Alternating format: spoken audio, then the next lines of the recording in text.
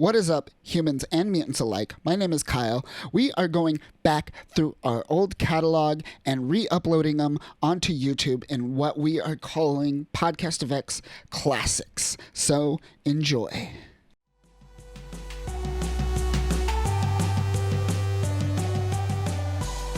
Welcome back, everyone. My name is Kyle. I'm with Danny, and we are talking House of X issue number 5 this week. The gift need not come from a single entity. A smaller portion from many as possible. Be warned, your own flames would be diminished by the amount sundered. Now, last week we talked Powers of X, and before that we talked House of X issue number 4, and crazy stuff happened. We saw some people die. A lot of people die. Oh yeah, death abroad. Death all over the place. We saw a little bit of ascension with some robots and some pondering if these human mutant robot hybrids in the future should be assimilated or should they not. And we're still getting the outcome of what will happen with them. But leaving off in House of X issue number 5. You ready for this? How are you feeling? What is your overall thoughts going into this? What did you feel last week? How do you feel about last week? What do you feel about this week? This week's going to be crazy. We're going to learn about a lot of stuff. We're going to meet a lot of new, old mutants, obscure mutants coming together to do some interesting things. Yes. Oh yeah, across the board. I mean, House of X and Powers of X building up to this point, 1 through 4 on each, has been a nice build up to what is really starting to pay off in a conclusion that they're shaping out. It feels like the end of the overall arc is starting to be more fleshed out, but there's still enough going off where there's excitement and anticipation in the air after the end of this issue, both also in House, but as Powers as well. And I'm excited to see how it pays off in the grand scheme of what Hickman's trying to do with the overall story arc. But just in this issue alone, there's so much they conclude from what they've been building up that you're just like, oh, wow. You're left shocked, you're left confused, and you're also left with a little bit of fulfillment, like an actual legitimate, like, wow, he made this, he orchestrated something really unique here and like made it actually work in a very organic way and not like a very ham-fisted way. And that's what I'm appreciating most about House of X issue 5 and Powers of X issue 5 is there was a lot of good payoff, a lot of good crazy twists happen. A lot of good payoff if you've been paying attention throughout the weeks that we've been discussing, because the way Hickman does it, he teases, he gives you little snippets here and there, and he moves on, right? But each week it builds on that, and if you're paying attention, it pays off. And this week it's going to pay off quite well, I think. Quite grandly, yeah. The real basis of what the mutants are trying to do here in Charles's grand scheme is flushed out in a very clear and I guess you could say transparent way. Like there's a lot of subterfuge and mystery going on in the background with the greater story and what Charles' intentions are, and they highlight that actually, I believe, a little bit coming up in the conversation with Namor and what he calls Charles out on, and we'll discuss that. But more so, you get to see really what Charles is trying to do and what their game plan is and what their greater ideal is moving forward and trying to utilize all the mutants they've brought together and the nation they've established. And you just see it all like really unfold and at all the workings, like on the forefront with all the people and in the background with the secret motives that are being developed and flushed out. Mm-hmm. And on the forefront on the ground front with what the humans are trying to do to react to it, which is great. I love it. That's the highlight really right off the bat about this issue, is you're going to understand a lot about what they're doing. You'll have your questions, but you'll see like, oh, okay, this is how they're going to move forward. This is now what we have to understand about the X-Men and the mutants and just a greater Marvel landscape, because they throw down the gauntlet to the whole world, and you see the kind of the reaction of that. We do, and we see a lot, and we see it in a good way, and it pays off. So let's get started. You ready? Oh yeah. Let's Let's do jump it. right into it. So Right into it. we start off on Krakoa, and we're met with Polaris and Magneto, and essentially Polaris is just all like, "What good are humans?" And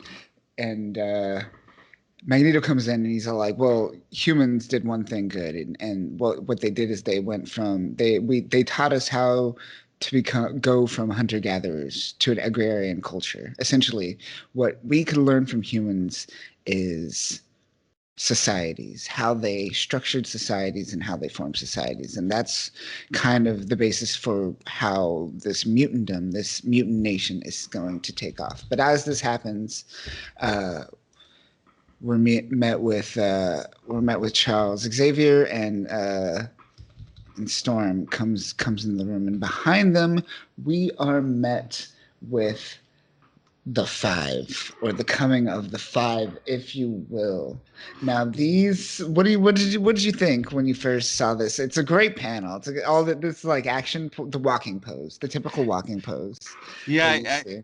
I called it it was like the astronaut walk where they're like walking out, getting ready to do Yes. their mission. They're like the top notch, well trained, like militarized soldiers ready to do their badass objective and like perform in a way that is above and beyond that of their peers. And it really is highlighted in just this like walk up scene. Oh yeah. Oh man, what a group to see too. When you see these five people, you're like, okay, like this is an interesting like cavalcade of mutants here. What is this team for? Like, what's their purpose? Because they're some powerhouses here. Well, and then there's gold balls, but And that's there's gold balls. that's the weird thing is like you look at it and you're like, okay, I kind of see the theme with like the other mutants because you got from like going left to right, you've got Rogue, Proteus. At first, I thought was Jean because Hope looks a lot like Jean, and like I didn't realize until later on when they were discussing like who they all were. I was like, oh, that's Hope, okay, which Yes. she's Hopes. got her similarities in there, and then Elixir, which Elixir Yes. is got some crazy powers as well. He's on an Omega level with all these other people to an extent. But then you have Gold Balls. Gold Gold balls. Balls. Like a man But whose mutant power essentially is shooting golden balls out of his chest, which gets expanded on here in a really crazy way. But yeah, just the visual of this crew is very interesting. yeah, it's a very eclectic group to come together, to say the least. And let's go through the list again. So we have gold balls. He creates eggs essentially, and we're shown or told essentially this story through Magneto's telling Polaris everything, being a narrator through this, and he's just saying like these balls that he creates are actually eggs, right? That's the redcon to his kind of powers, these eggs that he creates. Yeah. And we're gonna see he's the basis for what we're about to see. So Fabio Medina Gold Balls creates the eggs. Then it moves on to Proteus. Moira's kid. Yes, so this is Moira McTaggart's kid, and he essentially is like a reality warper. Yeah, localized reality warper because I believe his reality warping is kind of more proximal to his existence and not just passive throughout the whole multiverse. Like he does reality warping in a localized space, whereas someone like I guess you would say like Franklin Richards, his reality warping is pretty much boundless, and that's the way to kind of measure them. But yeah, Kevin is such an interesting character, and how they utilize him in this is pretty funny because like he essentially makes Fabio relevant due to his powers and how they can join off of each other.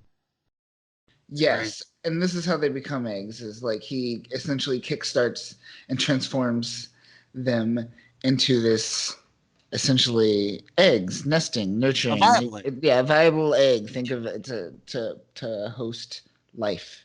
Yeah, because Fabio's like whole retcon is that the golden balls that he just shoots out of his chest unlimitedly, like infinitely, he gets this weird retcon where they're actually discovered to be eggs, but they're like unusable eggs. They're eggs that they're essentially they're unviable in any way, shape, or form. They're just They're useless eggs that can be just shot out of his chest. They're an unlimited amount of biological matter, but they are not active in any way, shape, or form.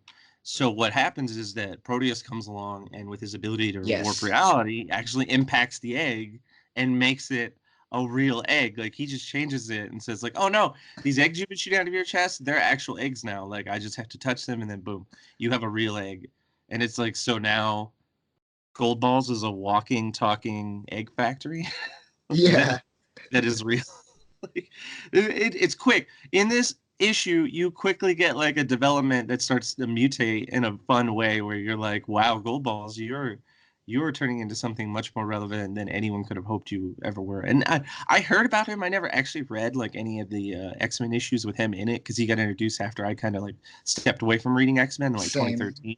Yeah. Yeah. So I would hear about him and I'd just like scoff and be like, well, what the hell is this? Like this Gold Balls. And I like how Hickman came along and was like, I got a use for this guy. I can make him relevant. Like, I can take the most obscure characters and I can make them relevant. I can write Magneto as like a sympathetic character towards humans. I can write Charles to be more like Magneto, which you see a nice transition here, like how we led into this. They really highlight their characters differently. And then you see him take like Fabio here and just go, hey, we're gonna make you like the point man for this like mutant group of like 5 mutant celebrities or demigods amongst mutantdom, because that's how they're viewed. They kind of touch on that later on. But yeah, like not to tangent too much, like we're on Proteus now, who him being a character that is someone who's pivotal to the X-Men team and working in tandem with them, like we should note that is actually a really unique thing because he's usually very chaotic and much more Right. of like a force to be reeled in, something that they don't have working like clockwork or like a well-oiled and greased cog to like kind of keep their world going, because normally they're like, oh god, Proteus is loose, like he's having a tantrum and he's gonna just try to destroy the world of reality and we got to rein him in. Now they're just like, oh yeah, Kevin's part of the team. He's a good kid. And they actually explain more about how he works later on too. And like one of the, I believe the info guy, actually the little like side legend at the end of this issue, or I think Powers of X, one of those, but that'll be great. We'll have to go into more on that when we get to it. Yes. So moving on, after Proteus makes uh, his eggs relevant, we move on to Invalidates Gold Balls. yes. We after that, the DNA of the preserved mutant is injected into the egg. Now, this is important. Remember, in the past, we talked about where this DNA has been collected over years Yeah, because of stockpile. what we've learned in the past with Sinister and Magneto and Professor X and their agreements. Yeah, they did. Essentially, Sinister is doing something similar to something that we actually have in real life, actual physical, tangible science today, where we can point to this DNA database that is stockpiled of different people's genetic information across large areas and large swaths of population. And Hickman's actually bringing that to play, and you think it's sci-fi. You hear it, and you're like, "That's crazy," but that's the beauty of all this, is that a lot of this stuff is a parable to actual real life right now and our near future that we're approaching. Exactly. And it's interesting. It's very interesting. So after the DNA is added, we move on to Elixir's role. And Elixir essentially kickstarts the life at a cellular level, more or less. Um, Now, what do you know about Elixir? So Joshua Foley, I love Elixir. I think he has one of the most interesting character portrayals throughout the X-Men over the years. Mm-hmm. I really got into him when he got forced into the X-Force titles back in like the later 2000s. I think like I don't remember who was writing it at the time, but I remember they portrayed him as this very reluctant pacifist, because he's not like Wolverine or any of those Mm-hmm. people who can really embrace their murderer side. He's more of a medic. That he's the one to heal, and they illustrate it in an interesting way because he has to embrace his darker side. And he literally, his skin goes from being gold to like an onyx black, like a obsidian kind of level of black, like that kind Mm-hmm. of deep almost reflective, and that's what happens when he uses his mutant powers to actually murder instead of heal or regenerate or rebuild. But overall, his actual mutant abilities are phenomenal. The things he could do with them, the weird like tricks that he can pull off. Them using him in this way almost is ingenuitive, but also still limited because like there's so much other things he can do, and I'm sure they'll bring out more stuff. Like I don't think Hickman's just gonna lean on Elixir as just this one cog that's a part of the 5-person wheel that is the 5. I think Joshua will play a bigger role in other things because his power set is just so endless. There's so much he can do, and I really feel like the way they're going with a lot of the development of Krakoa and the unique materials they're bringing out of the island, I think Elixir will play a bigger role in that stuff as well.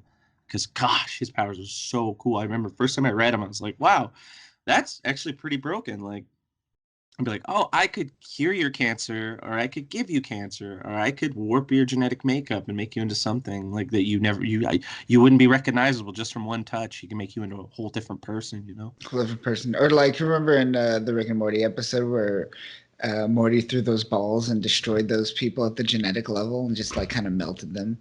I bet you he could do that as well. Oh, and they turned into the tiny little, like, they grew the arms and legs and started running off in different direction. You talking about that where it cut up like the policeman and then the cars and then they like Oh, I think that was a gun. Like he used a gun for that, but after he did that one, he threw a ball into like the crowd next to the tank, and he it like became the Akira. Yes, I know what you mean. Yeah. Okay, yeah.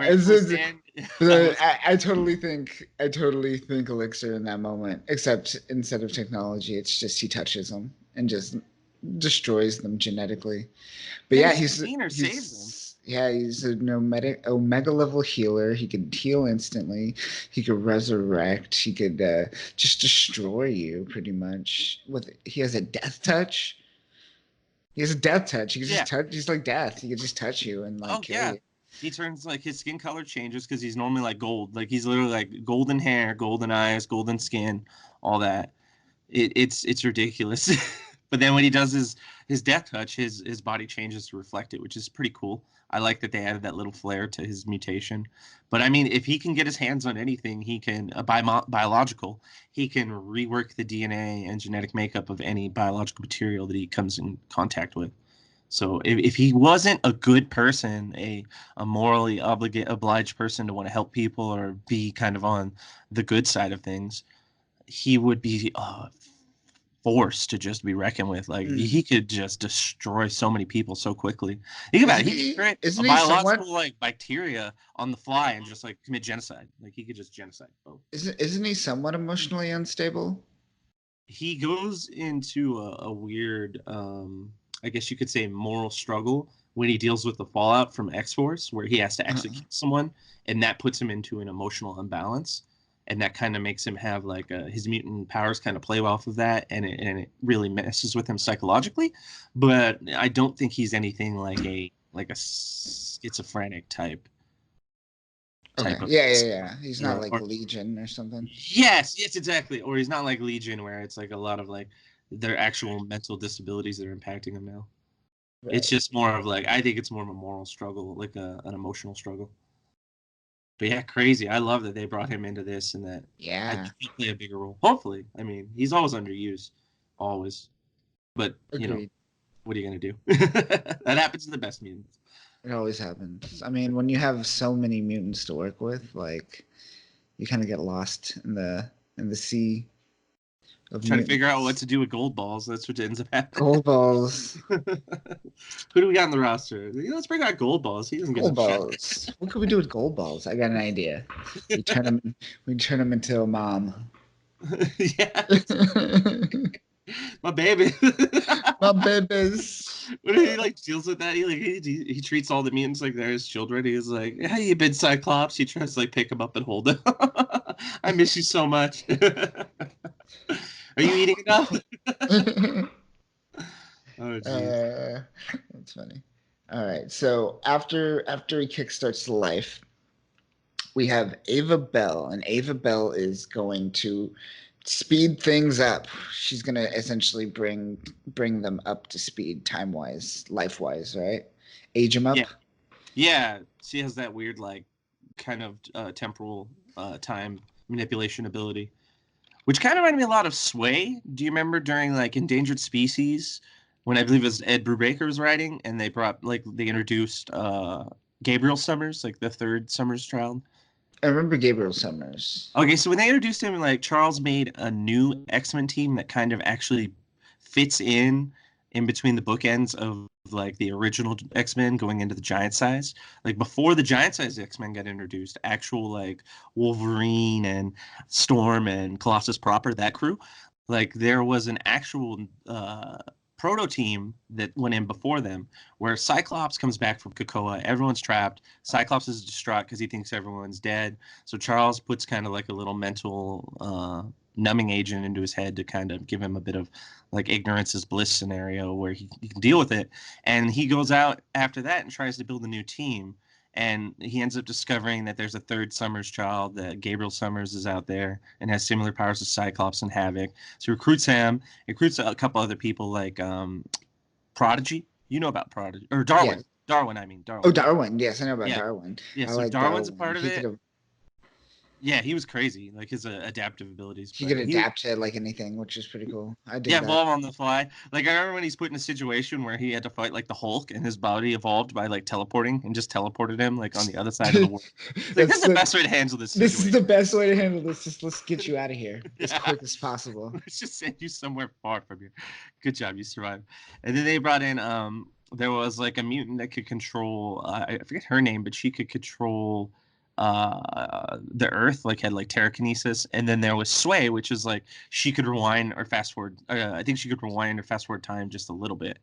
And she kind of had a similar function as to what Ava Bell did when she was introduced. I didn't know too much about her, but when I looked into her, she's another one who showed up around the Gold Balls time frame. She was introduced in like 2013, and it just like reading her story, it felt like they didn't want to resurrect Sway when they wrote her, and they just wanted to make a new time-based character that was kind of similar to one that already existed, which they do in X-Men a lot. Like that happens.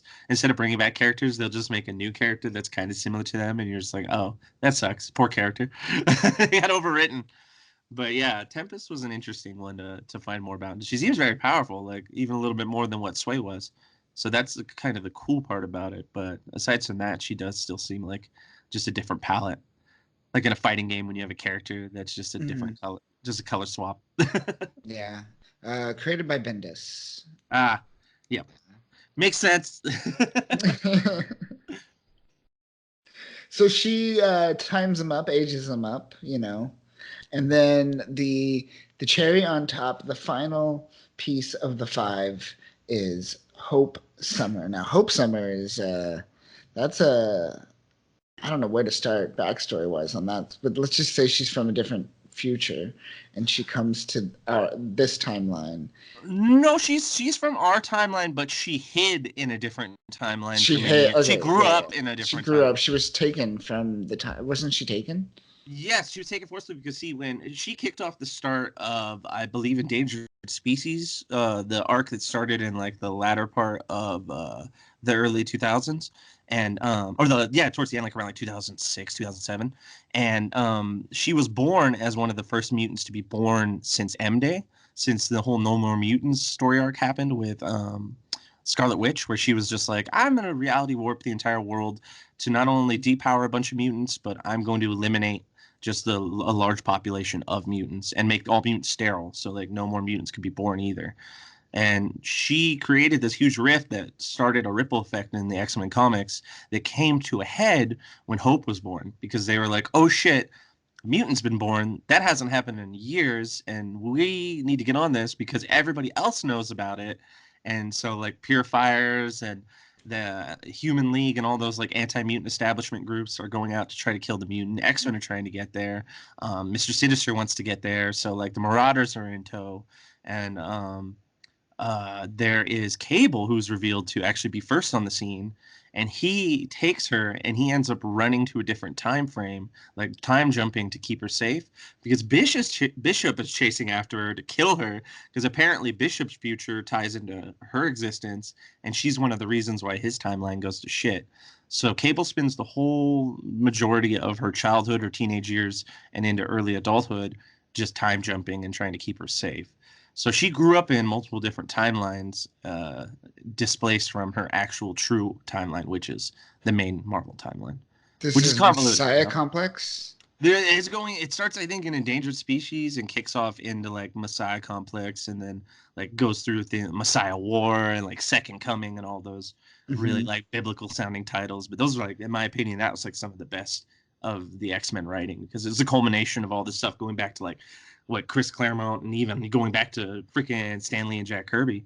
But yeah, like it was a really good introduction to a character that seemed very promising, but then bringing it for full circle, it kind of, they dropped the ball with her, because like they hit the point of like Avengers versus X-Men, and they just turned Hope into this kind of subplot that wasn't as important.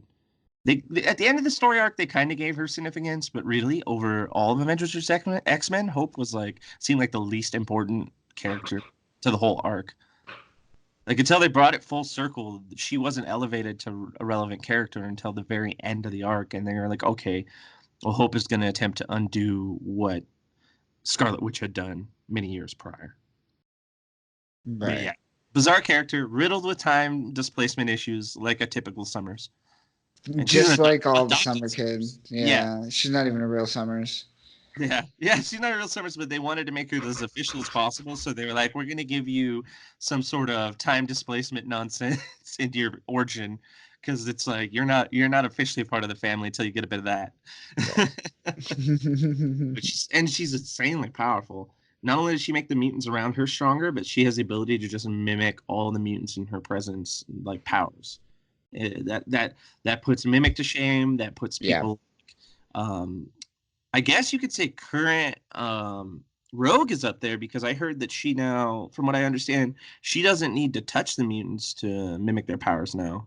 I think has a more unique way to. I think if she already has them, she could reference them. I believe, in a way. I might be wrong, Okay. but I know Okay. that they've upgraded her a little bit in the newer issues that have come out. I just can't Interesting. remember right now, but yeah, Hope Summers, hands down, is probably one of the more broken mutants in existence. Especially like the best In mutants the are best there. ways. Yeah. Yeah, then she's like unstoppable, because she'll culminate all their powers into one. Like imagine if you had all the most. I always like pictured this. I was like, you take the most powerful psychics in all the Marvel mutantdom, and you would put them with her, and then she could just like destroy anything instantly, like on a Phoenix level. Like the only thing that could take on a Phoenix possessed character would be all the mutant psychics like standing behind Hope, and then I feel like they could rival each other. Maybe. Yeah. Yeah. It's But yep. possible. But yeah, she's like seems to be the leader, whereas Gold Balls is the point man. Hope Hmm. Summers is the leader to this five mutant celebrities. Yeah, she essentially synergizes with all the other mutants and kind of brings them all together. Yeah, and as they do this, the next step after Hope Summers, after the egg is created, um, that's Charles's turn. No, wait. After that, they're hatched, right? The eggs are Yeah, hatched. yes, correct. Because you get them brought up to speed by Ava Bell. She's the one who kind of does them in a quick incubation kind of style, and then Yeah. once they're hatched, Charles comes in and he's got like a running database of like all the mutant psyches, and he just transfers it. Kind of all of how like a lot of psychics like can put themselves in new bodies. They actually note on it later on. It's like, Charles has done it twice on his own. He's helping these people do it. He's done this on his own. Like he's Hmm. uploaded himself into something without, being there physically. He's forced his consciousness into like a body, a husk, if you will. A husk. Not Yeah. that husk, but a husk. Yeah. Yeah, not the husk, but a husk. That would be a different story. A darker story.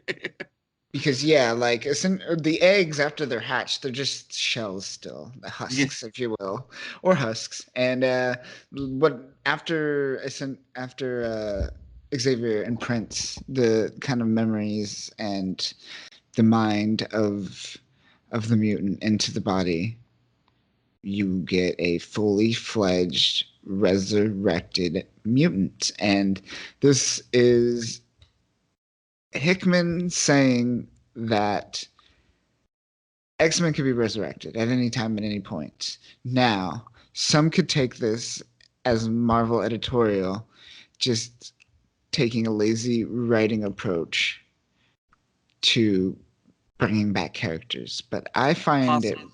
pretty fascinating, and I think it might be maybe 40% that, but I would say like 60% of it is just Hickman doing his thing. He's trying to build, like, he's really aggressively trying to build a universe that has a nomenclature that is really fleshed out. Like, he's setting the rules and the precedent now. So moving forward, we don't have any confusion on how this world works. Like, what is this paradigm and what is its functionality? And Hickman's saying, here it is. Here's the building blocks. This is how we're going to work for going forward.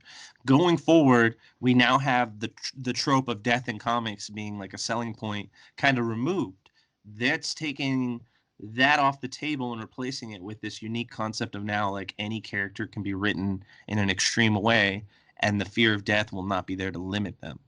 We won't be Exactly. using it as like a lazy trope to fall back on, because creating this weird mutant biological 3D printing like group of heroes here to like function as like an actual thing in the X-Men universe is a very unique plot device that I feel has a much better effect in the longer story getting written, like a much better defense to it. It allows you to kind of remove a lot of that worry, because in X-Men and greater comics, to an extent, it's become a bit of a lazy trope to just do the I killed off this character this issue, and that's the whole premise. The crux of this issue is like, oh, Right. I'm just killing off this character. Like, we weren't really building up to anything. This issue was like starting to like lose a lot of readers, and so to try to save it, maybe we'll kill someone, and that'll try to get people to buy it or check it out. And it's like a lazy writing trope to fall back on to try to add like spice to your watered down story.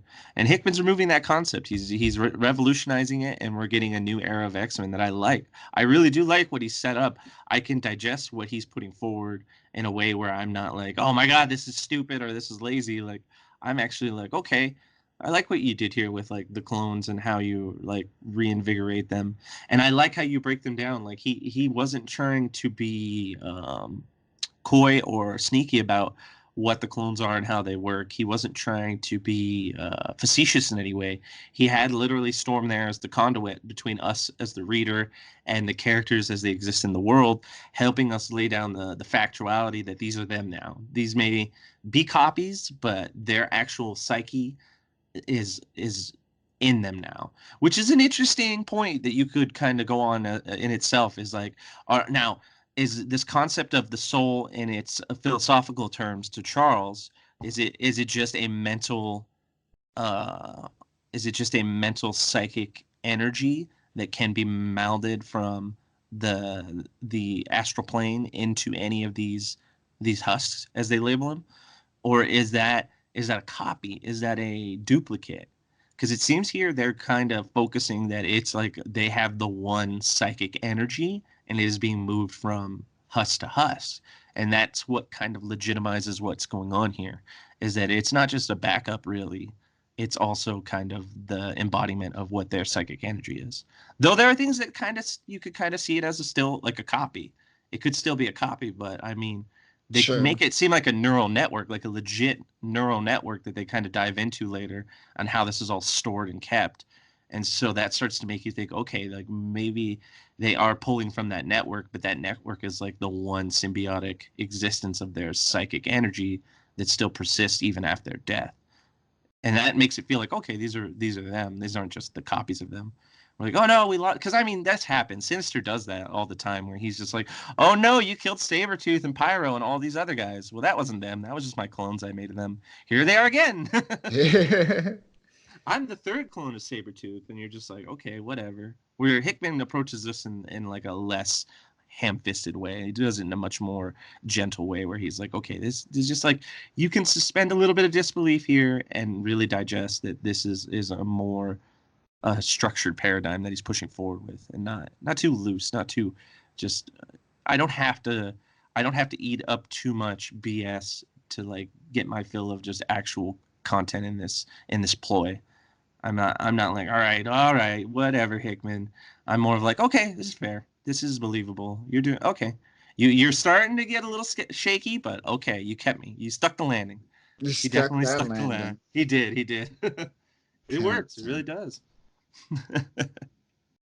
Um, yeah, I'm digging it, and I agree. I agree to a certain extent. I agree. I think too, but I do think that Hickman is just trying to get rid of the idea of death being a big issue for sure, because that's such an it's such an emotional, like nonsensical story point that we could just stop doing as a culture. Yeah, it's socially accepted lazy writing at this point. It Yeah. is. It is. It is known socially. Like it is not like, oh, you have to really dig into it to get that concept. It's like now, just like people who don't even read comics will be like, oh, they killed off so and so. Like they must be really trying to sell comics right now. Yeah. Yeah, crazy stuff.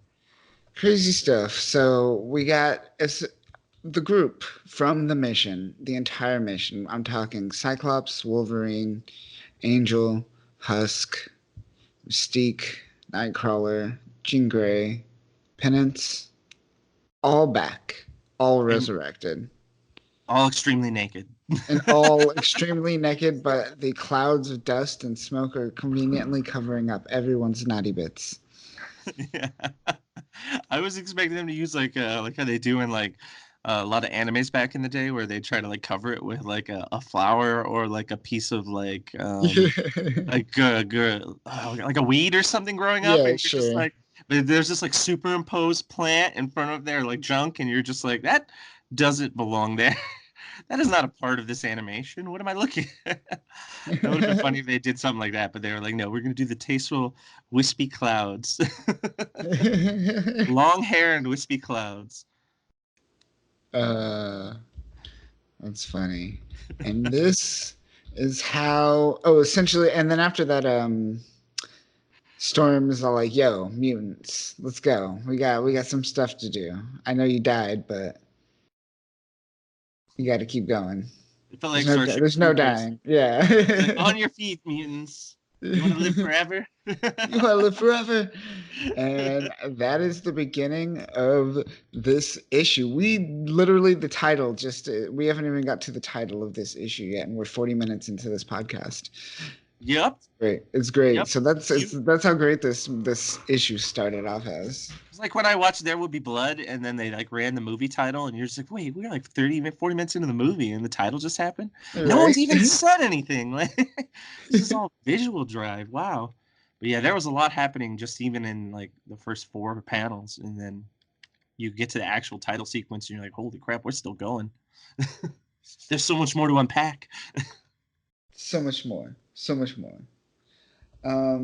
So now we move to kind of like I guess a meeting room or like a yeah, I'll say like a town hall meeting. It's like and Storm's just like, "Yo, brothers and sisters, check out this miracle that's happened due to the work of the Five." And like we said earlier, they're like celebrities. People like adore the Five now.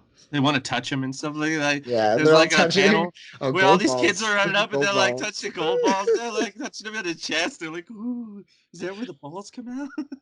Right? You're so cool. I have all your trading cards. Dude, he's got a first edition gold balls. What? It's hollow. It's so shiny. It's so gold. You know what this scene reminded me of though too? Is it kind of reminded me of that like that pre-orgy scene in the Matrix movie? Where was it the second Matrix where they had like that Yes. crazy they were in Zion and then that Matrix crazy 2 underground actually. party? Yeah, like it was totally like a like Storm kind of had like her that Morpheus moment where she came out and she's like, "What's going on, everybody? We're still alive! Woo!" Yeah, it's like look at As they're we still celebrate. here. We can't die, bitches. Look at us. We're still naked. Yeah, they're still super naked. Yeah, they're still super naked and Storm's just all like, "I see them. Do you see them?" And they're all like, "Yeah, we fucking see them." And then Storm's all like, she shushes the crowd. She shushes the crowd, and she's all like, "But do we know them?" And then the crowd's like, "Ooh, ooh." And essentially she goes, she's like a She's got the preacher right look. now. She's even Yeah. got the look and everything. She looks back at the fucking comic book panel and she's like, "Oh, do we know?" There's so much snide in that look. Look at that, dude. I tell you, it's like the cadence was just like Morpheus. I loved it. Yeah. Yeah, it was pretty very like powerful, Yeah, impactful. Um so she goes and she goes through each mutant, she kind of tests them to prove that they are who we think they are. And the first one, of course, is Cyclops, and she's all like, "How do I know you, brother?"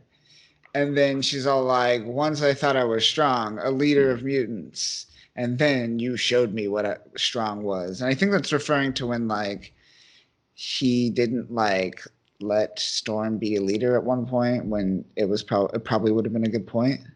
I believe Uh, that's during Claremont, right? He was so, like Claremont was writing him, and he had Cyclops kind of start to drift to the back of yeah, the relevance of the X-Men, and Storm kind of noted it, and at that point she challenged him for leadership, and it kind of came down to a test of wills. They didn't use powers or anything. It was just a straight like, all right, who's in it? And like Cyclops at that time, like Psych was out of it. He was just like, I don't even want to be here. yeah. I miss Jean. Yeah, he's just this is post Gene stuff, so he's all sad about Gene still Yeah. and super depressed. Like he just went on a downhill spiral that never really recovered. I felt. Yeah, he didn't. He never really did. And now, actually, honestly, all this years later, it feels like this is kind of the first time where Cyclops is truly recovering in a way that makes him feel like the old school Cyclops, the OG Stan Lee era Cyclops from the Golden Age, you know? And Yeah, Storm highlights that here in the way she talks to him. But yeah, I definitely remember that moment where they like the challenge came up and she just cleaned Cyclops' clock. yeah, and there's even a moment in X-Men issue number 2, kind of teasing a little bit of the future. But as we see Krakoa fusing with something else that I won't speak of, uh, Yeah. essentially Cable's just like, what's happening? And Cyclops is very like self-referential of the situation. He's just all like, this is kind of what happened. This is kind of like how my beautiful mistakes all happened, referring to like all his bastard children. Yeah. Well, in those issues to come later on in the current stuff that's going on, Cyclops plays the role of like paternal father really like openly, and it is a new era for Cyclops. It's definitely a new era for Cyclops. We're gonna see something new with him. I'm kind of excited. It's because And, it's been the same old for him.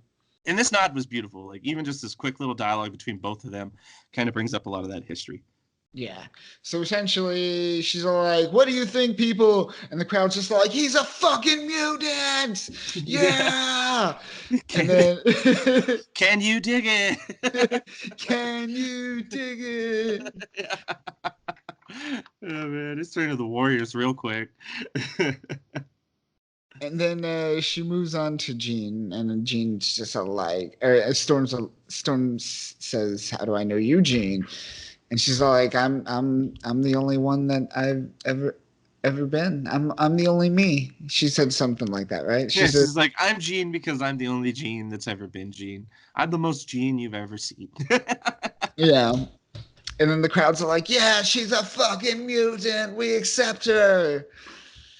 Now, can you read into that as like maybe like a platitude to the fact that there have been many attempts by many writers over the years to supplement the role of Jean Grey into many different other psychics, Like albeit Madeline clones, Pryor and Madeline all Pryor, that. some Marvel girl like Rachel Summers, Hmm. from the future, and then you could even say to an extent Emma Frost and how she played her relationship with Cyclops, the Cuckoos, or the other psychics that come along throughout the time. Like there were many of them that felt like they were being forcefully used to fill that void that was left by Jean when she died. And I think this That's kind weird, of touching on it, you think? yeah, this weird, almost tongue-in-cheek like response feels like it could be nodding to that. Because I I can like when totally see that, actually. I thought Yeah. it was funny. I was like, oh man, that's like almost kind of like a real like blasé thing to say. But then I'm like, okay, wait a second. I almost could see that this is like a nod to the fact that many people have tried to replace Jean and in her role in like the X-Men and the X-Men universe as a greater mythos, and she's like trying to like say right here in the like the least like provocative and most straightforward way, like I'm the only Jean, and I will always be the only Jean. Yeah. So you hear me, or Aurora? Do you hear me? And she's like, oh, I hear you. I hear you. This is Jean. I know this one. I recognize this bitch. I love Yeah, that. I could totally see that. I could totally see that for sure. Yeah. So moving on, then we see Monet St. Croix penance, and then essentially Storm tries to go up and touch her, and she's like, "Nope, get the fuck away! Don't touch me!" And Storm kind of laughs it off, is like, "Oh yeah, this is her for This sure." one, Em would totally say something like this. This is just Yeah. funny. Like, you're invading my personal space. I'm sorry. Straight to danger. Straight. I need adult. I need an adult. I need an adult. And everyone's just like, yeah, she's a fucking mutant. Woo. And they continue going through them, and then we see Magneto and Xavier kind of in the corner, just like talking, and they're just kind of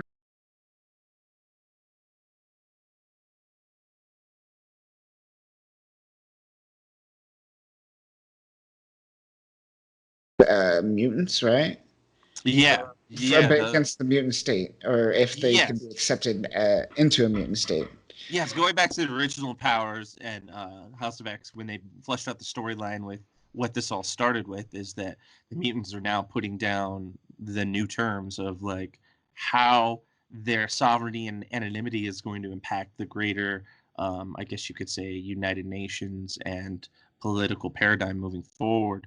And the vote for that is all coming to fruition. While all this is popping off, like all the X-Men dealing with the time travel issues and the multiple lives, the embodying issues with the AI and the growing mechanization of the human response, all that is playing off in the background while they're still trying to deal with their sovereignty. So it's like there's a lot of subplots and greater plots that are flowing into each other right now.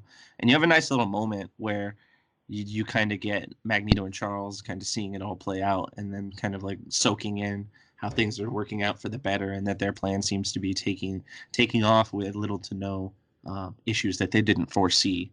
And Mhm. it's weird too, because you look at this moment where all the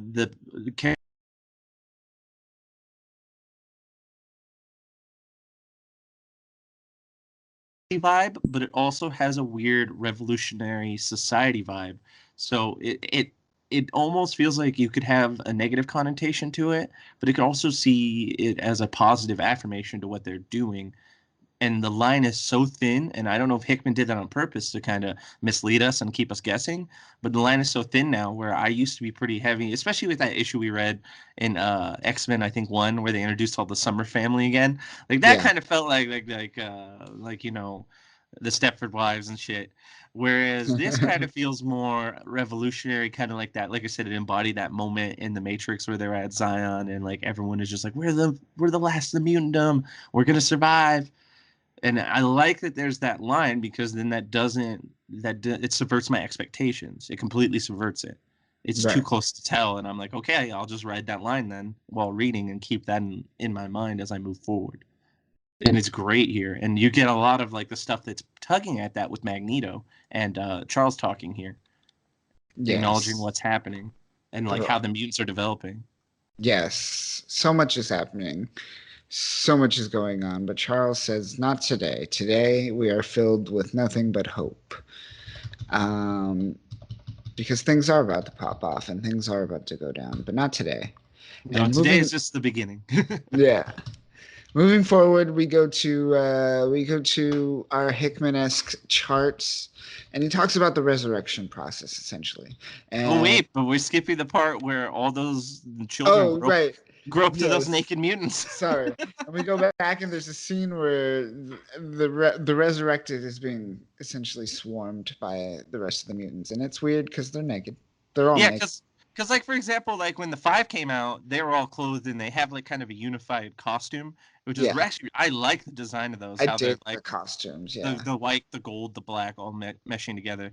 That's really cool. But they never bothered to clothe any of these mutants after they resurrected them, and they're all just standing there naked in front of all these people. And like when the 5 left, they went through the crowd and everyone ran up to them like they're celebrities. But now with the resurrected X-Men team, they're kind of like martyrs, so they're kind of their sacrifice is really important to people. So they're kind of like societal celebrities as well in themselves. So they get the same treatment, but they're naked when they're walking through the crowd. So like all these yeah. people running up to try to touch them while they're naked, it's just a funny visual. It Because I'd is be so. Yeah. like, what are you like? Just get on your hands off me, children. What No, is this this? my ass. Just get out of here. This is like you trying to set me up. Where's Chris Hansen? Chris Hansen. And they animated it in such it's so like it's so epic. Like you have the sun in the background, and they're all silhouetting right underneath the sun, and then everyone's running out with their hands stretched out, but it's like they're just buck naked. Yeah. It's like watch where those hands are going. I guess except for Wolverine, he's hairy, so I mean he's almost clothed. Yeah. But yeah, now we get into that was the last little tidbit before we get into some of Hickman's delicious charts. Yeah. Ooh, The chart Hickman, life. We're going the to chart charts. life. I Like, read these issues just for the charts now. I don't just even for the care. charts. Yeah. I want a compilation of the charts to come out. I need like a sound drop just for the charts, like a chart jingle. We're transition, and this is the part of the podcast where we go into the charts. Yes. We're gonna give you statistics and breakdowns of different types of intelligences and AIs, and this is going to be now the next hour. Oh, good times. Yes. So we start with the genetic base, and the genetic base is what we got from Mr. Sinister, which is the repository of mutant genetic material that has just been kind of assembled and collected and copied and updated over the years. Yeah. Without this, we have nothing, essentially. And this library began solely as biological samples and has now been converted to holographic sequencing. Do you know what that would even entail? Now, I figure that like the holographic sequencing is a way to utilize the data in a more, I want to say, a more flushed out storage, like something that has a lot more width to it, in a way that can be utilized in a smaller space. I think that's what holographic sequencing is. It's just the changing of the media, the hardware, to something that can utilize a lot more storage in a smaller space. But I may be wrong, because I actually have not looked too much into holographic sequencing. It's just the little bit of computer and hardware knowledge I have leads me to believe that holographic sequencing is just a fancy way of saying we can store more data in less space. Less space. I'll have to look into that. Yeah. But yeah, it's the evolution of what Sinister's been doing all over the years. I mean, that's his bread and butter. That's how he figured out that, like, oh man, if I splice the DNA of Jean Grey with Scott Summers, I can make a ridiculously powerful mutant. So him having a database and knowing how to sequence and store all the mutant genetic information is par for the course for someone like Sinister. And this is a cool culmination and evolution of that, which is something that we get with Cerebro, with a lot of other technological and science concepts in the X-Men mythos. Like, we're really getting the forefront of older legacy technology in the X-Men story. Yes, because cloning and whatnot is not a new concept. This has been going on for quite some time. Yeah, gene sequencing, it's all but that's Hickman's really fleshing it out and really laying down a language, if you will, a framework and a language for you to actually understand everything. Nothing's kind of confusing, kind of where all the pieces fit. Yes. So he's really laying the groundwork. Like, we keep saying that. We've probably said that every episode, but he really is like laying down a lot of things that have been missing for some time. Yeah, this feels like it's so ambitious that it feels like it has to hold to the greater Marvel mythos from this point forward. If it doesn't, it just cheapens all of this, because this stuff is so ambitious, but it's very foundation based So it's perfect for moving forward in a new direction with the X-Men mythos and the storytelling from this point forward. And if he adheres to what he set up here, it's going to play out really well, and it's going to have a nice kind of progression to it. But if anyone coming after him starts to really just throw all this out, then like all this fucking bricklaying is just going to go to waste. And it's such good bricklaying, so it's like I don't want to see any of this go to waste. I like this evolution of what he's done to Mr. Sinister's research. Like this is an actual like relevant way to evolve what he's doing. I mean, he could have want more carte blanche with it and gone out of left field, and like it would have been kind of dumb because it's a wasted opportunity. But here he was like, okay, time has passed. Sinister has been doing research with this genetics over the years. Let's make it evolve in some way. Let's push it forward. Let's see how we can utilize it in a grander scheme instead of just doing the same, concept over and over again. It's like, yeah, Sinister has all this DNA, but what does he ever really do with it?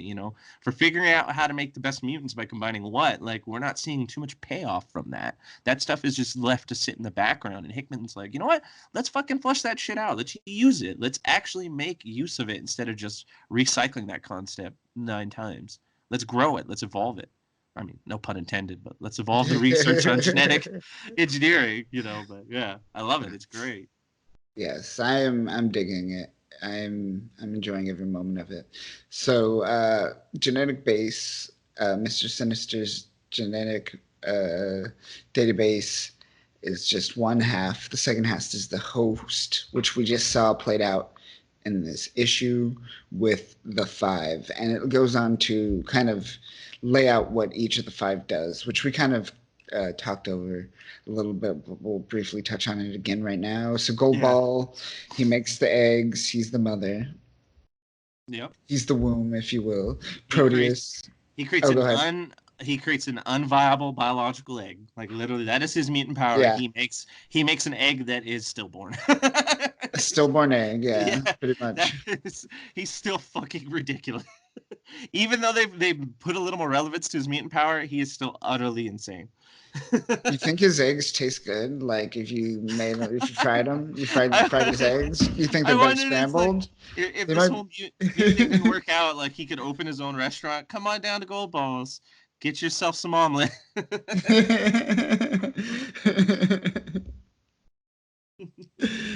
All right, and then we move to Proteus.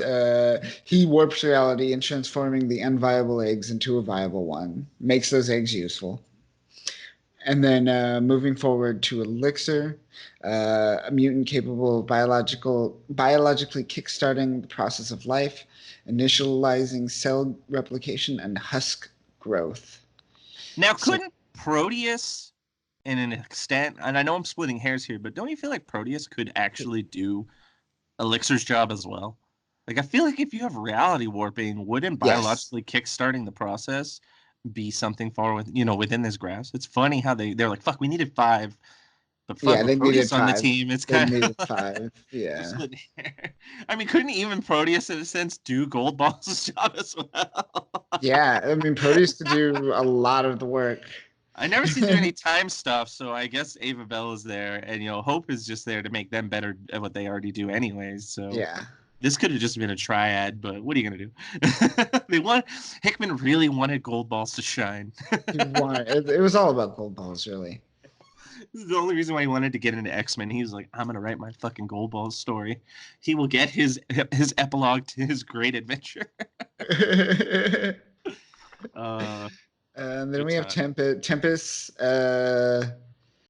matures the eggs to the desired age. And the husk in the eggs. Yeah, the husk in the eggs. Yeah, because they're incubated with what Elixir does. So Joshua essentially creates the husk, and then Ava will come through and age it up to pretty much where they were when they died.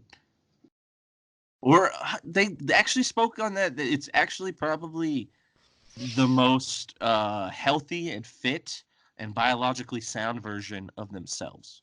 So not even what they were when they died, but like a better version of what they were almost. That's what they kind of allude to. I caught that in like just some of the ways they were describing it. Because it's not like it's. I think they might touch on it more after this, but I might be getting ahead of myself. But I do notice that that's something they kind of threw out in passing, is that they're not copies, they're improvements even in a way. Yeah, at least biologically. Interesting. Oh, yeah, that would make sense too. Why Yeah. not? Yeah, why create like a flawed version of them? Like, oh no, like we created Scott, but he's got like fucking like, fucking like lung cancer, and they just recreated him. It's like, why'd you bring me back? What was the Yeah. point? Well, you got another 4 months till it kicks in. Constantly bringing it back with one day to live.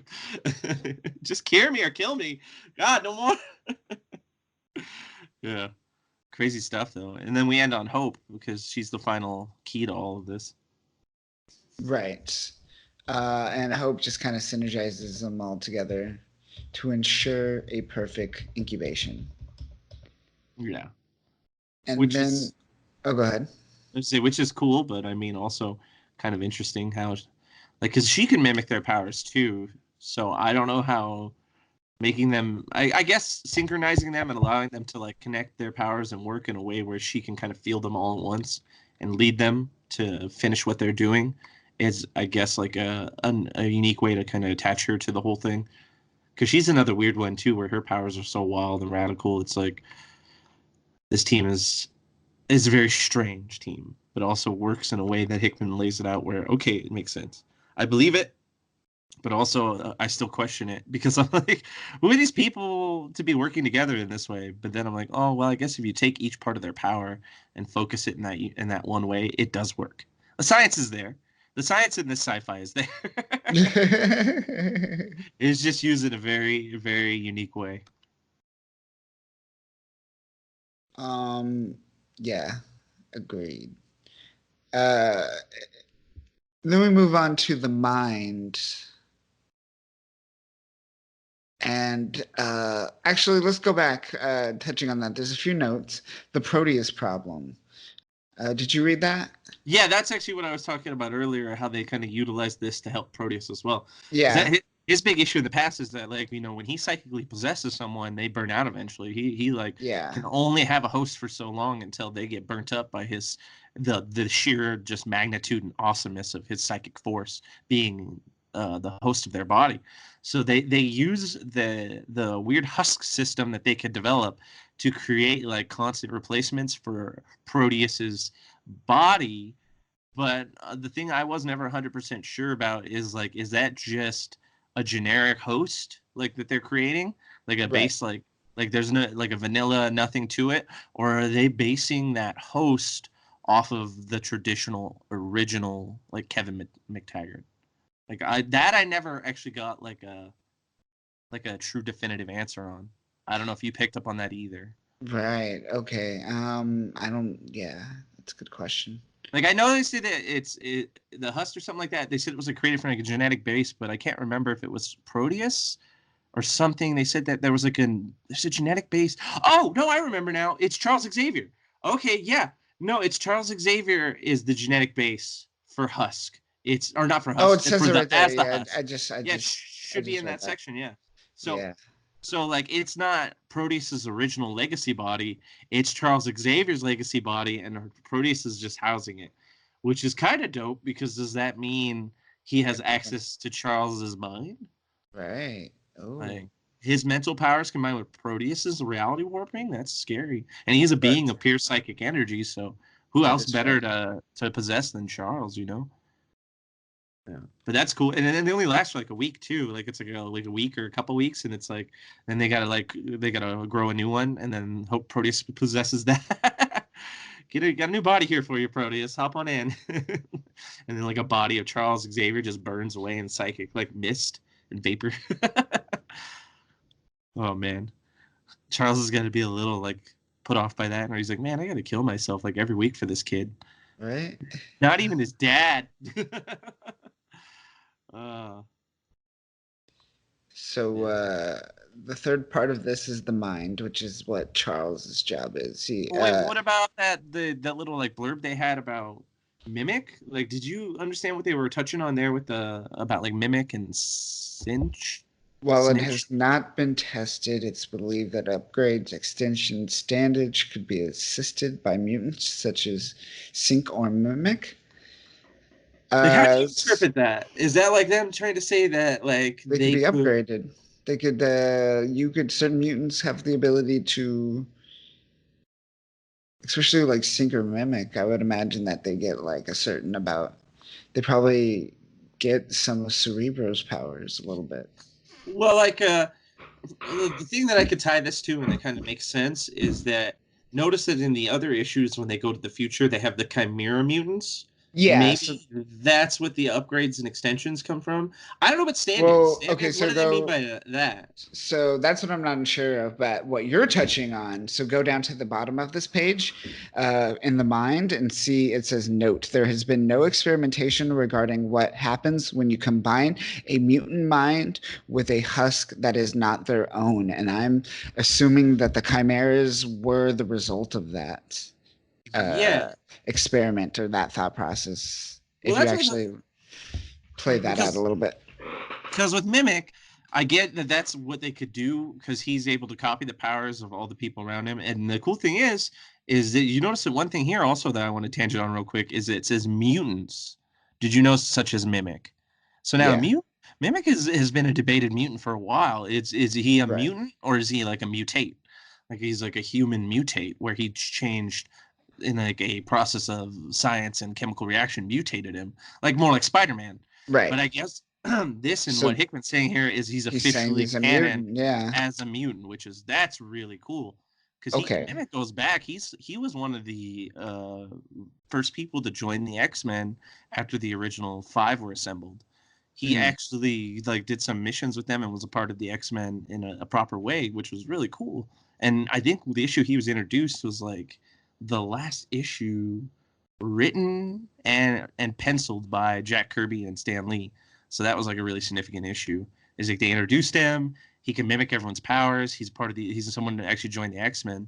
But there's always been this weird debate behind whether he was a mutant or not, and I like that this finally ends it.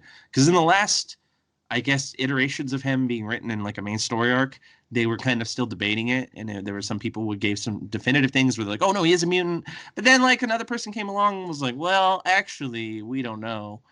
And like, hopefully, this will be what sticks because I feel like Mimic not being recognized as like an OG original X-Men style type mutant kind of cheapens his history. And the use of him later on with the, I imagine that's what the chimeras evolve into, is them taking Mimic's power, and that's why we get those weird characters that are like an amalgamation of Colossus and Nightcrawler and Magic and all those weird different characters that they tried to put together. And the like, we only saw like two or three chimeras, but the two or three we saw was like an amalgamation of like five people, and that's pretty much what Mimic could do is like copy five or four or five mutants at a time. Mm.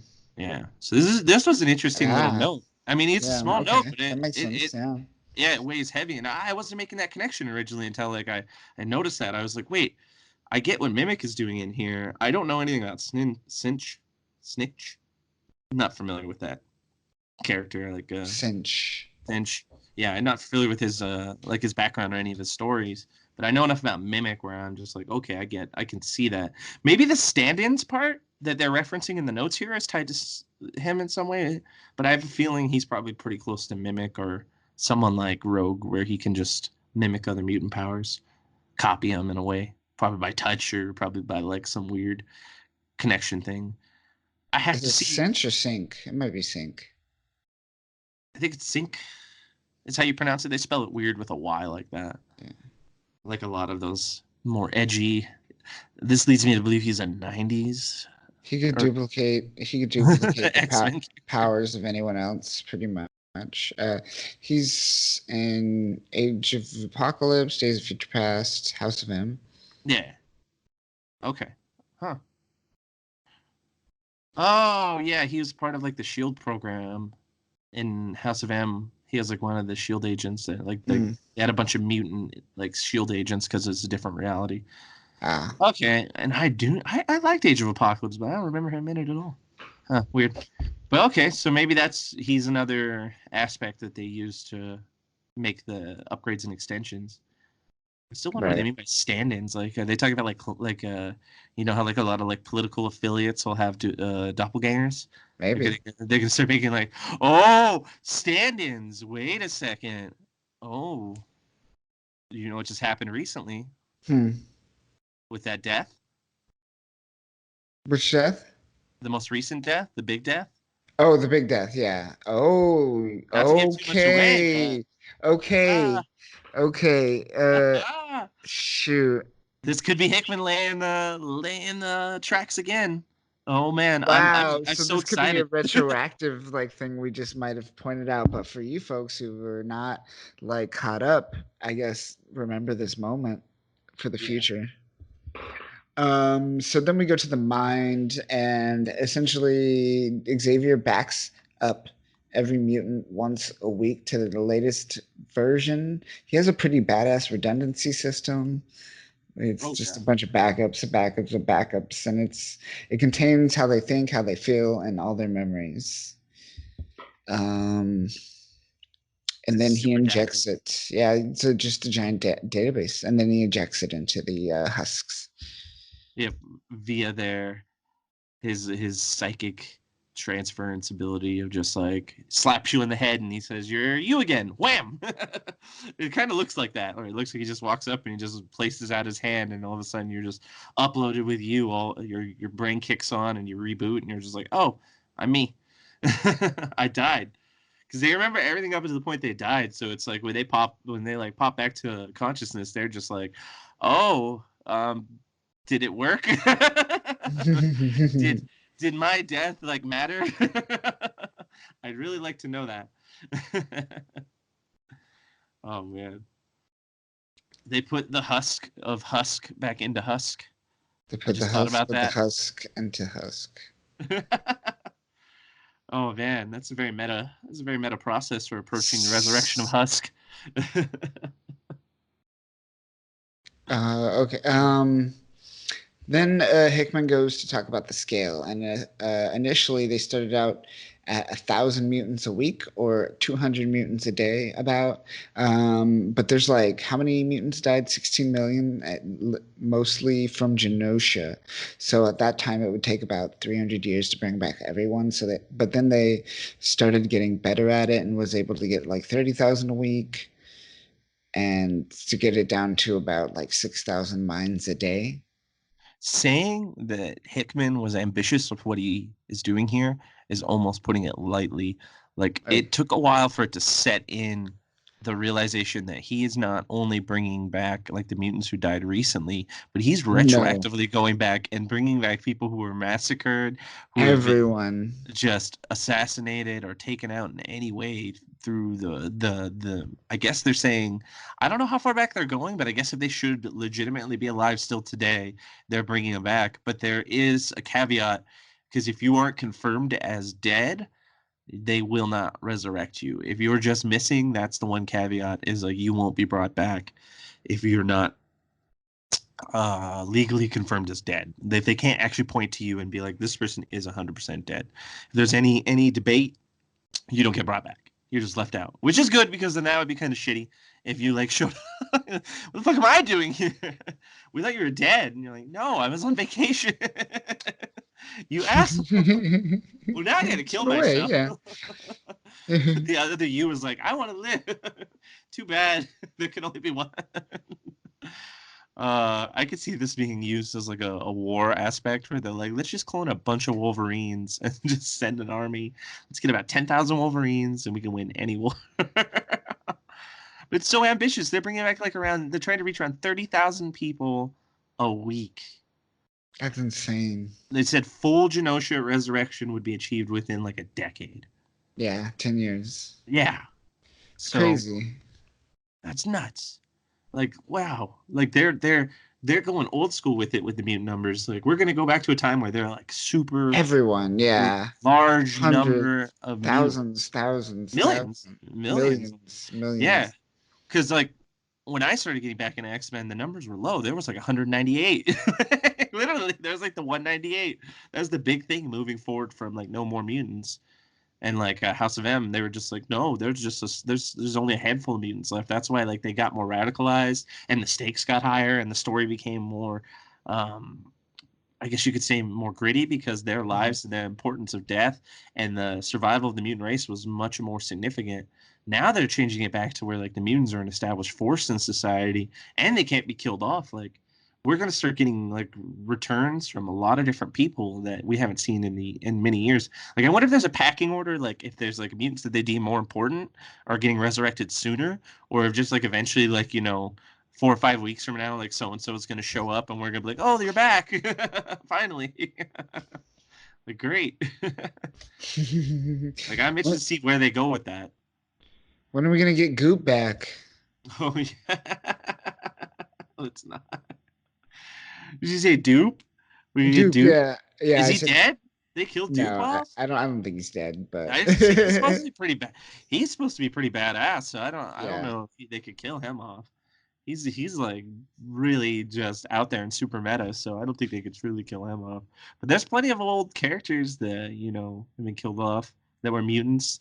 Like, they might bring back like Typhoid Mary. We can get that. That'd be great. Let's get some Typhoid Mary.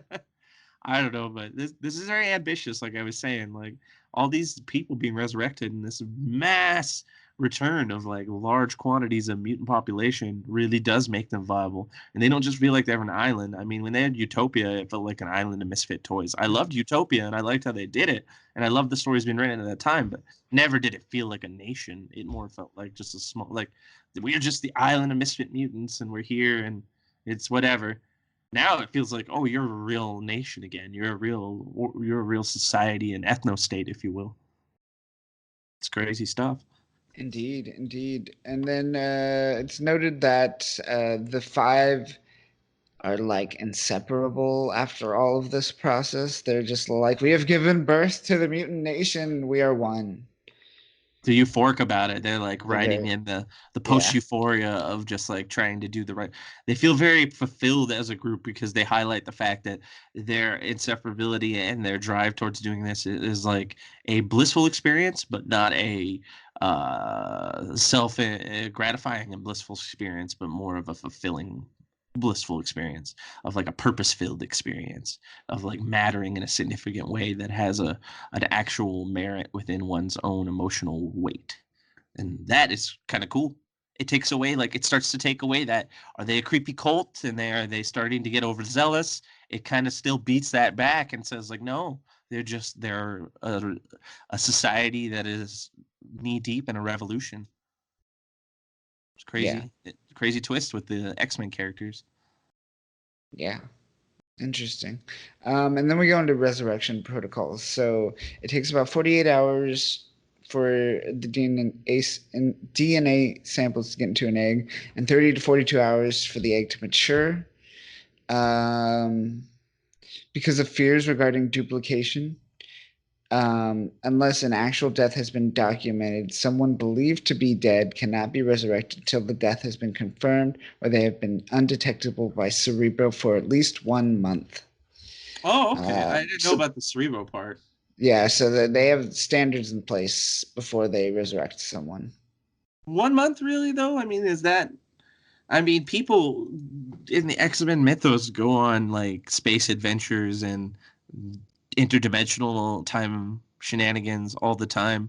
I feel like 1 month is not a long enough time. Like, I'd say give them like 5 years. If they don't show back up after 5 years, then close. Because they like 1 month, you're gonna run it. I feel like you're gonna run into a little bit of overlap. A little bit of overlap. I mean, how long is Cable usually gone? Like, he usually disappears for like years on end and then comes back. True. Sure.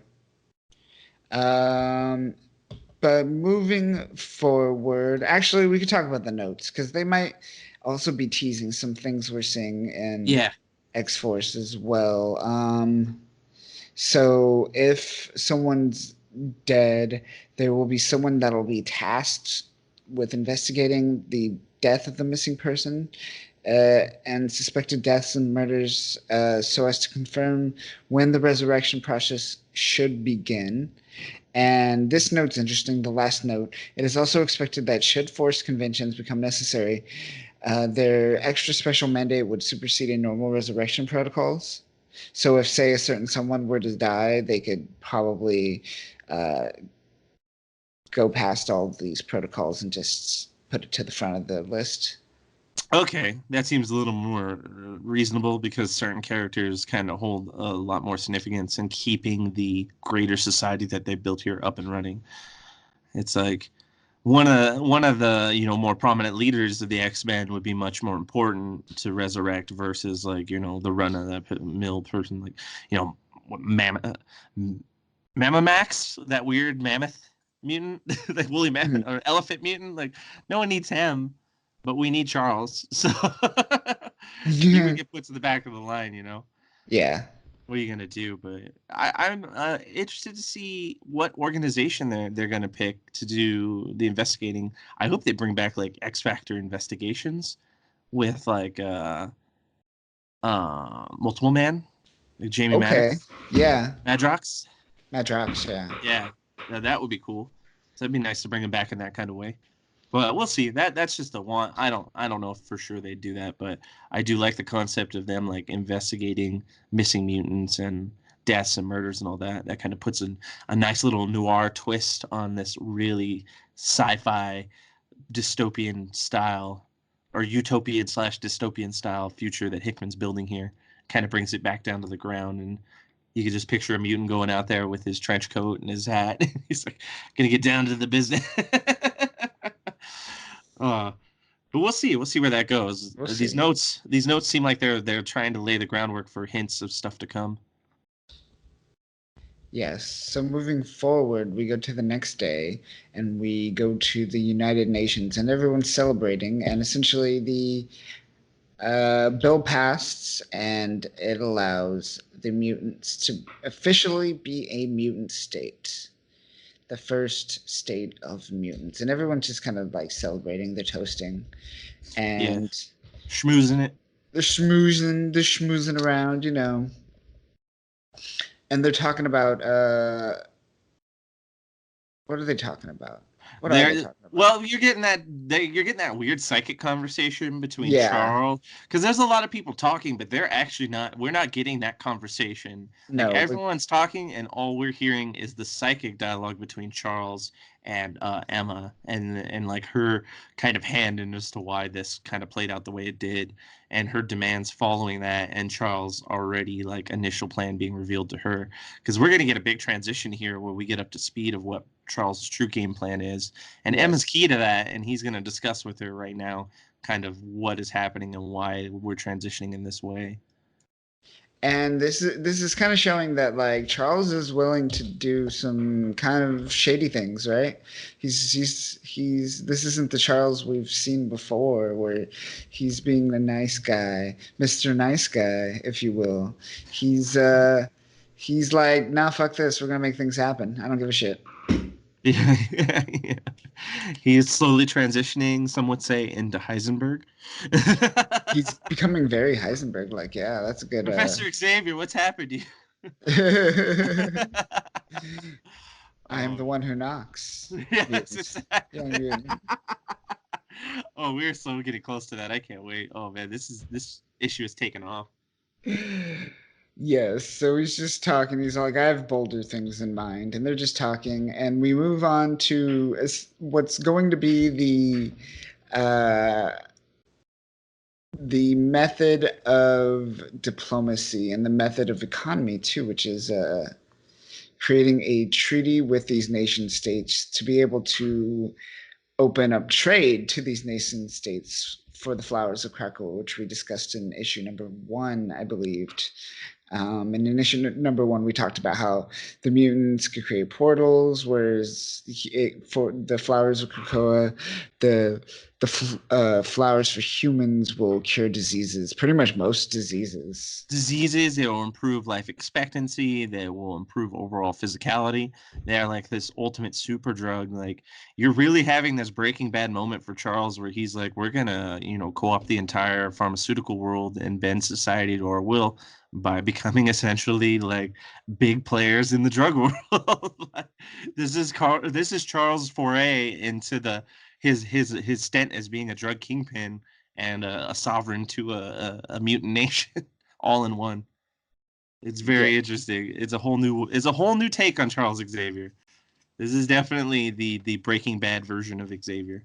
Yes, and we find out that 100 nations have accepted the trade deal with Krakoa, and then we're shown a list of nations that rejected the trade deal, and we get Iran, Madripoor, and North Korea. Iran is an I did. ideological rejection. Madripoor is a political, and North Korea is an ideological rejection as well. Yeah. Moving on to Europe, we get to Latveria. Doctor Dr. Doom. Doctor Doom. Doom was like, "Nah, bro, nah, I don't need you." Yeah, he's like, don't care. Uh, Also political rejection, along with Russia, which was a political rejection. South America, we get Brazil, Santo Marco, Terra Verde, and Venezuela. Brazil and Venezuela are political, and Santo Marco and Terra Verde are ideological. In Central America, we get Honduras, which was a political rejection. And then in Africa, we get Wakanda, and they get a red tag, which is specifically they do not need mutant drugs. We It's just what they said. They're like, we just don't need mutant drugs, so just we don't need you. Yeah. reject you. And then there are other nations that are under the economic protectorate of Wakanda that essentially pulls them into that same stance where Yeah. they're like, we also don't need mutant drugs because we pretty much get everything we need from Wakanda. Wakanda, Yeah, exactly. yeah. So that's interesting, and then he goes on to show the map of which states are a part of the trade and which ones aren't, Yeah.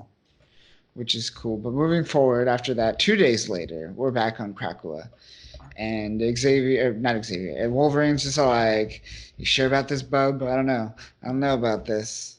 I don't know about this." And Xavier's just like, "Relax, yo, relax. This is an opportunity, yo." Yeah, yeah. Wolverine kind of has that Mike feeling where he's like the muscle, and he's like, "This is a bad idea." Yeah, he was Charles like, is like, "Oh man, we're gonna make a lot of money. It's gonna be great." And Wolverine's like, "I don't care. You finally gave me pants. I'll do whatever you say." I just like this very clothed moment of Wolverine where he's like, "Finally, I'm dressed. What do you need me to do, Charles? I'm ready to go to work."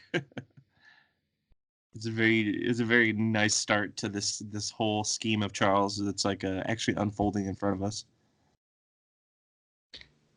and then yeah, and then essentially Krakoa opens the gates, and what do we see? What do we met with when the gates are open, Danny? We're getting a Uh, lot of like little nods to like really prominent villain and like side X-Men. You could almost say antagonist like characters. Usually characters that prove to be like a foil to the X-Men over the years are brought in droves. A lot of people that you wouldn't even see together at once all brought in at the same time. So it's a weird blending and bleeding of the X-Men villain rogues gallery all at once in a panel that shows them all just kind of coming to fruition at Krakoa. I mean, you get some names there. Like, well, obviously, right off the bat, the first three that stand out would be Exodus, Mister Sinister, and mhm. Apocalypse. But I always noticed some other ones that were really cool. Like, I didn't know that was Selene right off the bat, and then I figured that out later on. So that's Selene to the left of Exodus, which is really Ah, important. okay. Yeah, that's definitely like one of note. So I want to see what kind of role she plays. I like how they really have her embracing her more death and demonic side, or I guess you could say her more macabre side. And she's Yeah, just the literally skull. holding up a skull like she's in a Yeah. Shakespearean play. It's just like right out of Shakespeare. I love it. And I didn't notice that was because the angle his head's at, you can't really see his ponytail too well. I thought that was a hat almost, but that's supposed to be Sebastian Shaw to the left of her. I thought that Ah, was. yes. Does it look like a hat almost? Like he has like a tiny boulder, like a bowler hat. I get kind of. Yeah, I Yeah. get that. Now that I know what I'm looking for, like that's his like ponytail. I'm like, oh, okay, I see. That's Sebastian Shaw. Yeah, that's And Sebastian Shaw with his fancy doohickey scarf thing that he always has. and then you got Callisto, leader of the Morlocks over there. I know her because of her eye patch, her classic eye patch, and her super badass look, but her always constant ineptitude. Like she looks really cool, but she never seems to shine in any way. And that's like a to the left of her. That's like what the Gorgon right? That's like a Mark Miller character that was written for like a Wolverine story back in like the early 2000s. He's like a very prominent like Wolverine foil, so that's cool. Okay, okay. I Like thought the okay. samurai look, or yeah, Yeah, the very samurai samurai. guy. Yeah. Yeah. So that's like a Wolverine villain that's kind of being flushed in. So that's weird, but also interesting. And then that's like what behind Exodus is that weird like That psychic one I didn't vampire, know. Emplet, something like that. It's another psychic vampire. Like it's funny that he's right next to the Black Queen, Hmm. because Celine is like a psychic vampire too. That's her whole thing. So Right. like two of them right next to each other. I wonder if they carpooled here or something like that. They're at a convention and they're like, oh, let's go heck out, hang You out. taking this portal? Oh, I'm taking this portal. You taking this portal? Oh, you drank any good psychic minds you lately? You know? But he's a real cool character and very strong and like has a lot of abilities and is like a big challenge for the X-Men. To like see him here in a more unison kind of role is surprising. And like going up to the top row, I mean, obviously Mr. Sinister right off the bat, but the one I recognize, which was a cool one, is the remaining children or child, the last living child of Mastermind, Lady Mastermind, like the daughter of Mastermind. Like he had two daughters, and both of them went by one of them went by Mastermind after he died, and the other one went by Lady Mastermind, and that's her right there. So she's around, and then that's Mesmero, right? To the next, like that's like kind of an old X-Men villain, Mesmero, Mesmero, yes. one just to the right, and then to the right of him, I was really excited for that one. I was just like Super Saber. Super Saber's a dope one because he's like essentially a retcon World War II mutant that is super speed, but super speed not even on the level of like Quicksilver. Like he's like probably as fourth is 1/4 the speed of Quicksilver, but Okay. he is a World War II era hero that got retconned in like the 80s, but Damn. supposedly he Okay. like fought alongside Captain America and all these other people, and like the government like brings him in to try to fight against like the mutants when they're running like X Factor when they want Rogue.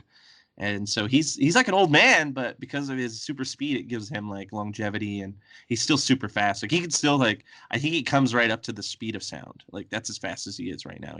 He can like just barely break the sound barrier, I believe. But Gotcha. that's an interesting one to bring in because like he's That kind of an is. old mythos one, and then the rest of them I don't recognize too well. I know that the big dude with the sunglasses in the top left, he's a Morlock. He's usually like standing in the corner of like Calypso, and he's like arm Yes. can turn into like a giant Buster Cannon, and Yes. Okay. Yeah. yeah, and that's literally all I knew. Like the rest of them, I was just like, I don't know who the weird Wolverine haircut dude is below him, and the chick riding the dinosaur. Nope. Don't know those two at all. Yeah. So. But But yeah, yeah, we're seeing all these villains, all these this rogues gallery, if you will, of yeah. mutants. And then we're met with the final person who enters through the portal. We are met with Apocalypse. And Apocalypse goes, Krakoa, it's been quite a while. And then he has a very Dragon Ball Z abridged moment with the birds, where he's No, like, it was John Woo, man. It was the totally John Woo all the birds. way. Look across the It doves. was a very John Woo moment. The Yeah. doves come out. These white doves everywhere just flutter around him in a circle. I love Magneto's reaction to it, where they're like, "Oh shit, what's happening?" There's doves everywhere. And then he has like kind of like an Android 16 moment where he's like playing with one of the doves, and he's like, "Oh, little birdie." It's just funny to see Apocalypse like petting a bird. Yeah. But then not only is he the last to come in, but he's instantly like met with like Wolverine, like kind of Yeah. confronting him, and all of them confronting. Like this is like the culmination of like, all right, Apocalypse, you're here, but like, are you okay with like what we're trying to do ideologically and concurrently with the political process we're moving forward?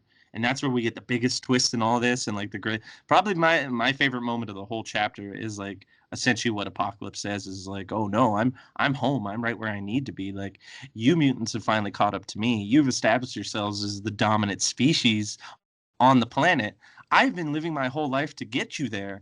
You're finally there, and you did it on your own. I couldn't be more proud. He was like a proud father coming home. He was. He was very proud of this moment because And because this is what Apocalypse wanted. This is why he was considered an antagonist to them because this is what he's trying to get the mutant race to achieve. And Unified. Apocalypse Yeah. is like, this is what I've wanted from you guys the whole time. Why would I be mad at this? I am very happy. Finally, we have come together. It's been my life's dream to create, a mutant ethno-state that hinges on superiority, and you guys have done one of the most successful and straightforward versions of what I've always tried to accomplish in over any of my timelines. So I love it here. He's like stretched out arms. He's like gesturing to everything around him. He's like, this place is a paradise. I couldn't have dreamed of anything better. Maybe he would have added a few more pyramids, but that's just, that's his style input. He's Egyptian old school, so you can't blame him. He's like, not enough sarcophaguses, but this place will do. I'll do. It's good. Yeah. Good amount of birds. Exactly. And then he says, from this day forward, we will be one people.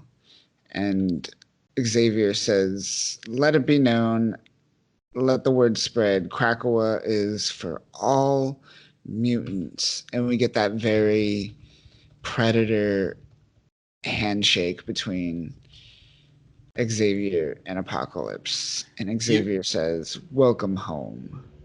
Very well drawn scene, very well done coloring. Like Yes. that, not only is the design the lighting is good. The lighting and the coloring are phenomenal. Like how it creeps over his shoulder and has a very real glare to it, even though it's a two-dimensional, drawing. It has this very three-dimensional imposition of the actual rays coming through, and you get that embodying look of like Apocalypse coming down, and that dope handshake of what I like to say, Apocalypse's giant hand shaking in Charles's tiny arm. Yeah, the whole arm pretty much. His thumb is as big as his hand. You see that? Like like the thumb just covers the hand. Yeah. You would never win in a game of thumb war against Apocalypse. No, you're over. Done. You're done. Over instantly. Just forget about it. Forget about it. But yeah, it was a really great moment. I love how Hickman is writing Apocalypse. I like how he's bringing him into the fold yet again. I thought that alternate Moira timeline might have been like Apocalypse's high moment in this. Yeah. Like this was going to be like his part in the greater story, but they came full circle and they brought him back into this current timeline, and they're making him more prevalent, and I'm loving that. That is really getting me hyped because they're writing him uniquely, but enough to where his character's motivations are not bizarre. It's different, but it's still not out of place for what Apocalypse would do in this scenario. And it's great. I love it. And the dialogue is great for Apocalypse, for even Charles, and especially Magneto too. Magneto in this point where he's like talking to Apocalypse and confronting him as well. They're all saying very akin phrases and dialogues towards what their characters would do. Like I can hear it in their voices. It feels organic. So this is real wonderful for what Hickman's been doing, bringing all these characters and pieces together.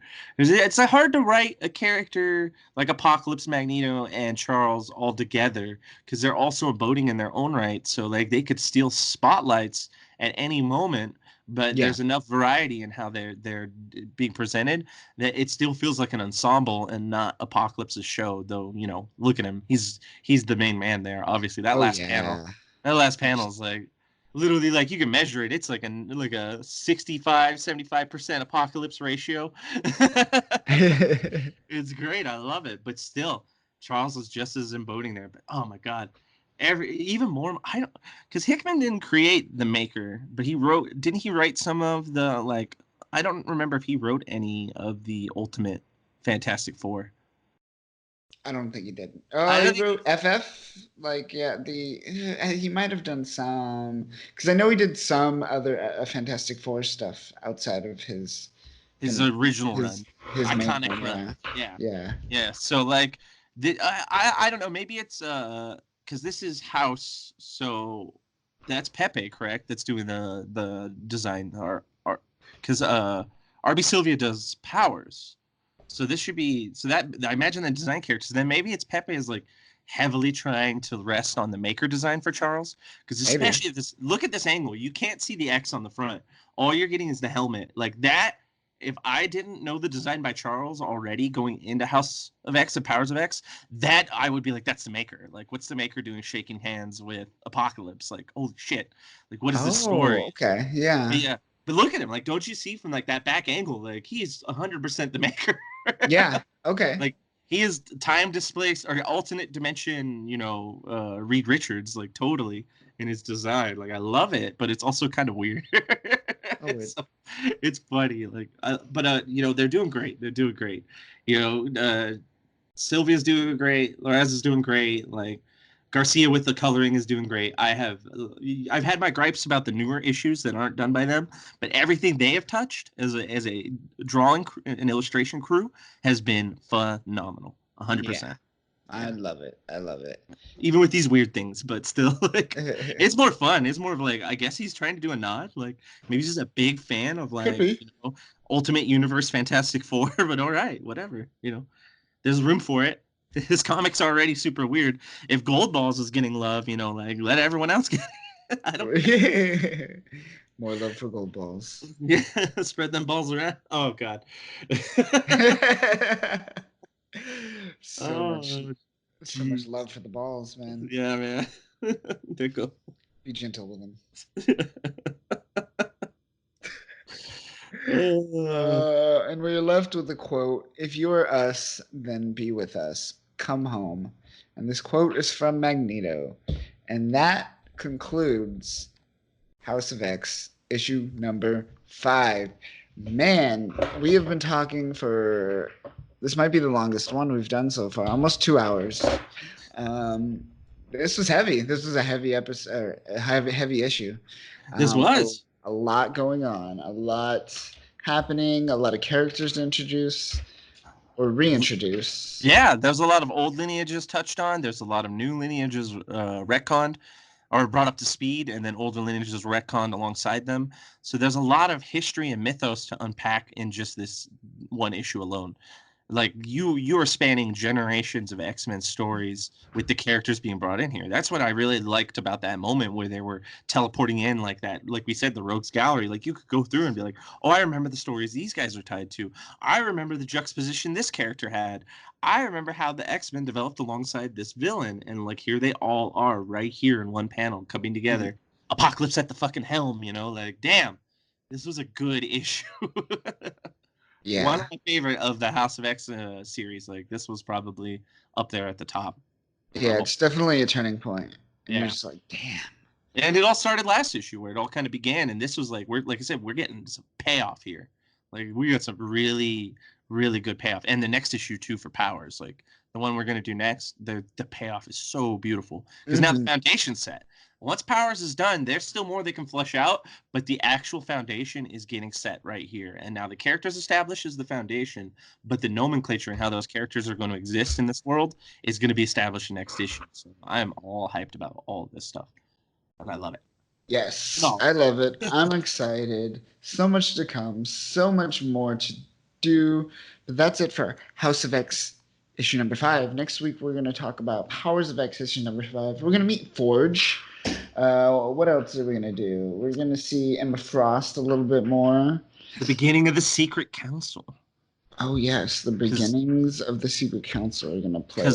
Because if there's anything Hickman does well, folks, it's secret councils. Ooh, good times. That's his bread and butter right there. Oh, yeah. But yeah, so much more to come. But that's for next week. But that'll do it for this week. Yeah, we'll leave it at there. So yeah, catch you next week. And remember, the robots are going to kill us all. But until then, see you later. Say goodbye, Danny. Let's get out of here.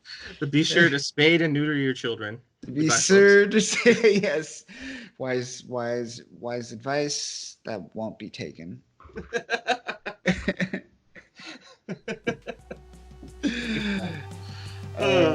See you later. Thanks for listening. If you like this episode, we are going back through our classic episodes and uploading them onto YouTube in what we are calling Podcast of X Classics. So be sure to be on the lookout for more classic episodes. And be sure to check out freespeechgeek.com.